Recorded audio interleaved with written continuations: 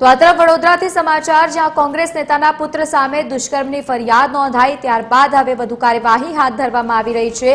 નંદેસરીના રાજેન્દ્રસિંહ ગોહિલના પુત્ર વિરુદ્ધ ફરિયાદ નોંધાઈ છે। અનિરુદ્ધસિંહ ગોહિલ સામે દુષ્કર્મ સહિત એટ્રોસિટીની ફરિયાદ દાખલ કરવામાં આવી છે। 26 વર્ષીય આરોપી અનિરુદ્ધસિંહે દુષ્કર્મ આચર્યું હોવાના આક્ષેપ કરવામાં આવ્યા છે। યુવતીને ઘર સહિત હોટેલમાં લઈ જઈને વારંવાર દુષ્કર્મ આચર્યાના પણ આક્ષેપ છે।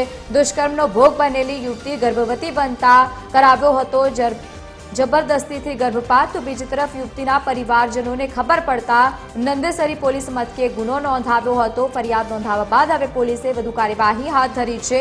પોલીસે યુવતીનું મેડિકલ પરીક્ષણ હાથ ધર્યું છે। મેડિકલ પરીક્ષણ બાદ આરોપીની શોધખોળ હાથ ધરવામાં આવી।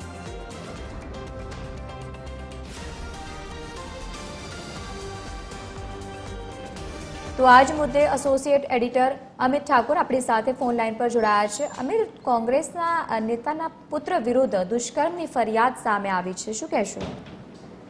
જો વધુ એક રાજકારણીના પુત્રનું કારસ્તાન સામે આવ્યું છે। આ વખતે વાત નંદેસરી વિસ્તારના પીઢ રાજકારણી અને કોંગ્રેસના આગેવાન એવા રાજેન્દ્રસિંહ ગોહિલના પુત્ર વિરુદ્ધ ફરિયાદ નોંધાઈ છે।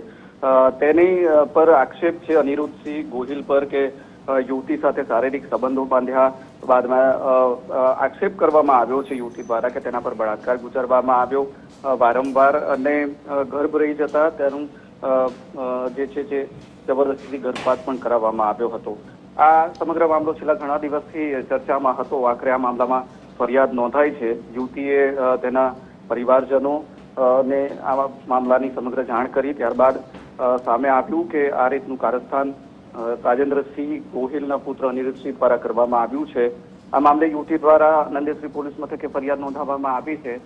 આરોપી અનિરુદ્ધસિંહ ગોહિલ હાલ ફરાર છે, એટલે પોલીસે તેના વિરુદ્ધ દુષ્કર્મનો ગુનો નોંધ્યો છે। આ ઉપરાંત એટ્રોસિટીની પણ ફરિયાદ દાખલ કરવામાં આવી છે જાતિ વિરુદ્ધ ઉચ્ચારણની, અને આ મામલામાં ગંભીર ગુનાઓ ગંભીર કલમો હેઠળ ગુનો નોંધીને નંદેસરી પોલીસે જે ફરાર થઈ ગયેલો આરોપી છે, જે દુષ્કર્મનો આરોપ જેના પર લાગ્યો છે અનિરુદ્ધસિંહ ગોહિલ, તેની શોધખોળ હાથ ધરી છે।